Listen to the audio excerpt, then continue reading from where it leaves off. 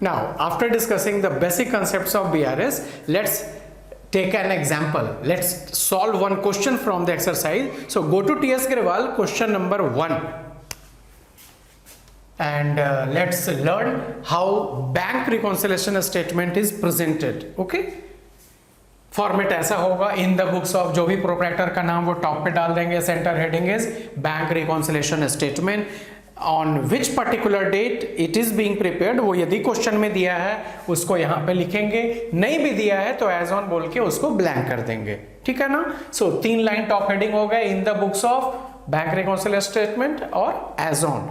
There after format like this, half page का एक format आपका बन जाएगा। Particulars and 2 amount columns. Amount columns are like this: plus items, minus item. And one suggestion is there: you should not put this sign कि sir plus के बदले ये लिख दें, नहीं चलेगा, माइनस के बदले ये लिख दें, नहीं चलेगा। You have to write full word, plus minus, plus items, minus items, and since these are amount columns to be presented in terms of rupees. Okay?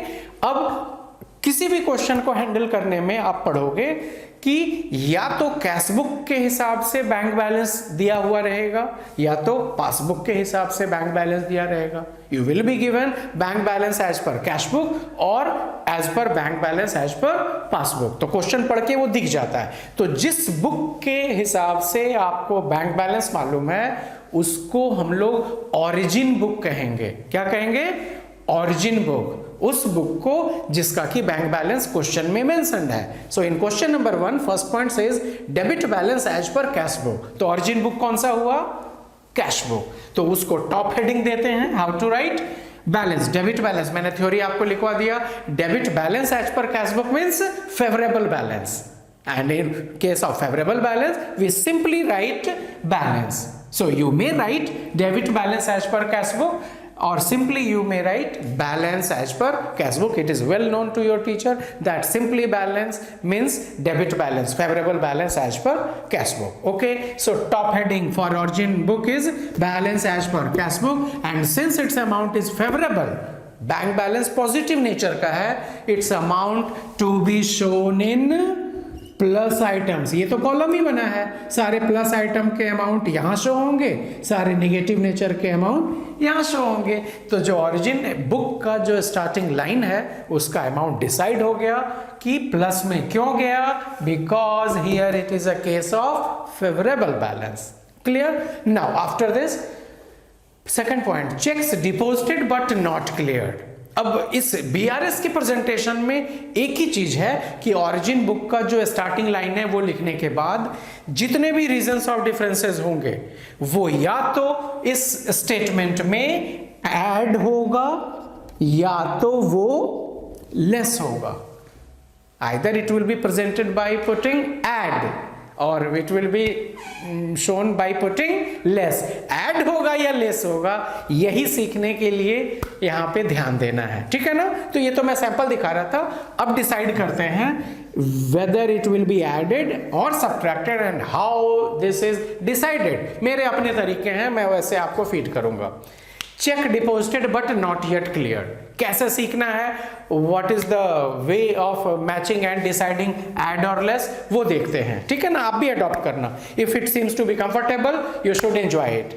Let's assume, left hand को assume किया हमने cash book balance, ठीक है, right hand को assume किया passbook balance. आपके side से ये राइट दिख रहा होगा, just you imagine in this way, sir has said left hand indicating cash book balance, right hand indicating passbook balance। आप भी अपने एंड पे ये काम करो, एज्यूम करो, देखो कितना इजी लगता है, रटना नहीं पड़ेगा भाई, शॉर्टकट ट्रिक दे रहा हूं। Left hand is indicating cash book bank balance, right hand is indicating passbook bank balance. Okay, before reading the line these two are at same level, ठीक है ना।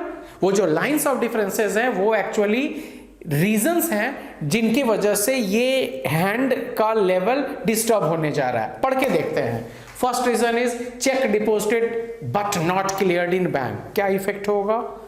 इस लाइन के पहले ये दोनों बैंक बैलेंस सेम लेवल पे थे, लेकिन मैंने आज चेक डिपॉजिट किया, amount of that cheque is 1000. So when we deposit any cheque in our bank, financial accounting का रूल है, इमीडिएटली 1000 रुपीज आपके कैश बुक में बैंक बैलेंस बढ़ जाएगा कि नहीं?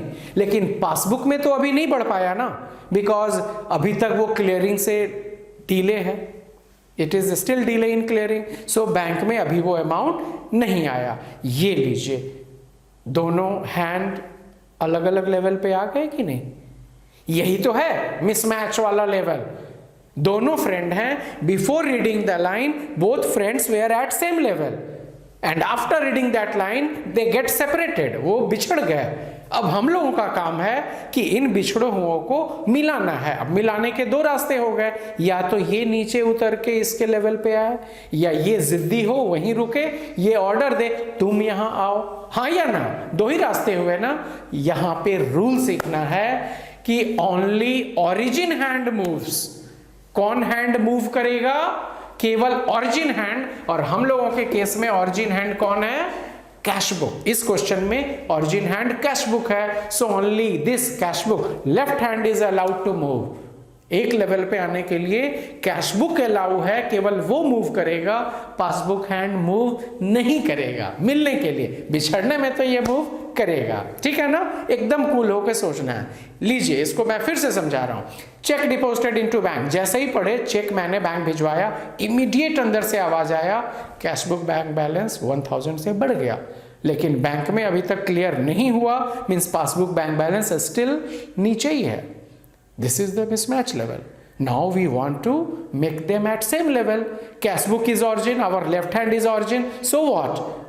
कैश बुक को नीचे जाना होगा, और जैसे ही डिसीजन आया नीचे चले. नीचे चलना मतलब यहां फॉर्मेट में डिसीजन लेस करना है. क्या करना है? लेस करना है. और उसी ट्रांजैक्शन, उसी लाइन ऑफ डिफरेंस को यहां पे पर्टिकुलर्स में मेंशन करेंगे. Cheque deposited but not cleared in bank. Check deposited but not cleared in bank. Space है तो लिख दिया इन बैंक भी. यहां पे डिसीजन आया लेस, वो जो हैंड वाला प्रेजेंटेशन बताया उससे डिसाइड हुआ ऐड या लेस. और जैसे ही डिसाइड हो गया कि लेस है तो इसके अमाउंट को कहां शो करेंगे? माइनस आइटम में. भैया यहां लेस आएगा तो माइनस में, ऐड आएगा तो प्लस में. जो टाइम लगेगा आपको डिसीजन करने में, क्लियर है? वो आप हैबिचुएट हो जाओगे, गजब का इजी लगेगा. Next point, third point, cheques issued but not presented. क्या इफेक्ट होगा उसमें आपका कंसेप्ट क्लियर होना चाहिए. चेक इशूड, जैसे ही हमने किसी को पेमेंट के लिए चेक दिया, फर्स्ट इफेक्ट कैश बुक में, cash book gets decrease. What was the amount of that cheque? 1500. जैसे ही मैंने 1500 का चेक काटा, कैश बुक का बैंक बैलेंस घट गया, but still not presented in bank. मतलब बैंक में अभी वो पर्सन जाके अमाउंट डिडक्ट नहीं करवाया, जिसके वजह से पासबुक बैलेंस वहीं का वहीं है. ये रहा रीजन. ये मिसमैच हुआ. फिर मिलाना है इनको. ऑरिजिन हैंड तो कैश बुक हैंड है, लेफ्ट हैंड है, मिलाने के लिए इसी को मूव करना अलाउड है. तो अब इसको मिलने के लिए, एक लेवल पे आने के लिए ऊपर उठना होगा. ऊपर उठना मतलब ऐड होना. ऊपर उठना मतलब ऐड होना. ऐड का डिसीजन बना, add check issued but not presented in bank 1500. और डिसीजन ऐड का है, इसलिए उसका अमाउंट प्लस आइटम्स में. ऐसे ही करते जाएंगे. एक लास्ट पॉइंट बच रहा है, बैंक इंटरेस्ट. कॉमन सेंस है कि बैंक इंटरेस्ट है तो बैंक से हमें मिला, बैंक को हम लोग इंटरेस्ट थोड़ी दिए. It is not a case of bank interest paid on loan. Okay, so bank से इंटरेस्ट हमें मिल रहा है. तो फर्स्ट इंपैक्ट कहां होगा? सोचो. Obviously that much amount will be added in our passbook. Yes और नो? बैंक ने बैंक इंटरेस्ट मेरे बैंक बैलेंस में वहां पे add up कर दिया 200 rupees. So first effect is there, 200 have been added in passbook, but still we are unknown. We haven't updated our passbook. So our origin hand is comparatively down. So to make them equal, it should go up. ऊपर जाने का मतलब add का decision आया, add bank interest, इसको elaborate किया जाए तो ये होगा bank interest not recorded in cash book, और डिसीजन ऐड का है, so again in plus column.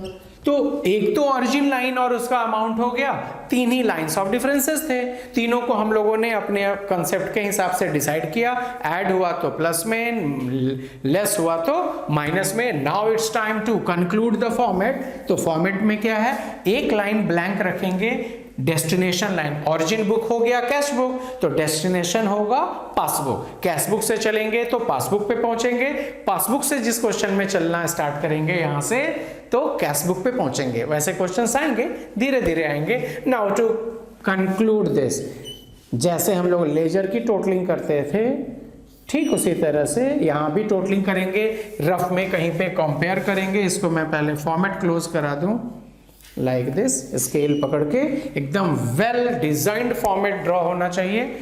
और आपका रफ है, सपोज ये आपका रफ है, तो प्लस में टोटल कितना आ रहा है, ये इजी है फिर भी मैं आपको हैबिट डालने के लिए ऐसे कह रहा हूं 16,700, ठीक है। और माइनस में कितना है, माइनस का टोटल केवल 1000, दोनों में आपने कंपेयर किया तो डिफरेंस आ रहा है 15,700। किस में शॉर्ट है, तो माइनस आइटम में, वही लिखना है यहाँ पे लेजर के हिसाब से। The bigger total to be written in both columns as bottom total, जो 16,700 है वही दोनों कॉलम में बॉटम में लिख देंगे, भले ही इसमें 1000 है, लेजर में भी the bigger amount being written in both sides और नॉट, बिल्कुल उसी तरह लिख दिए। अब इस साइड बैलेंस कितने का आया, 15,700, डिफरेंस इज शोन 15,700, और यहां पे इसके सामने चले थे कैश बुक से तो डेफिनेटली पहुंचेंगे पासबुक पे, कैश बुक से चल के पासबुक का सफर, पासबुक से चल के कैश बुक का सफर, इतनी दूरी का तो ये सफर है। अब ये मैंने ब्लैंक छोड़ रखा है, वो कैसे डिसाइड होता है, two options are here, either it will be written as balance or it will be written as bank overdraft. Rule बता दे रहा हूं कैसे आता है। जो फाइनली बैलेंस अमाउंट हम लोगों का आया, यदि वो राइट कॉलम में है, माइनस कॉलम में आया, तो यहां पे बैलेंस डिक्लेयर होगा, it will be declared as balance. कब, जब बैलेंस अमाउंट राइट कॉलम में है। कई ऐसे क्वेश्चंस आएंगे कि माइनस कॉलम का टोटल ज्यादा होगा, the balance amount will be here. जब लेफ्ट कॉलम में बैलेंस आएगा तो यहां ओवरड्राफ्ट होगा, वो हम लोग देखेंगे जब वैसे क्वेश्चंस आएंगे। लेकिन एक चीज क्लियर कर लेना है, इस वर्ड से इसका कोई रिलेशन नहीं है। क्लियर?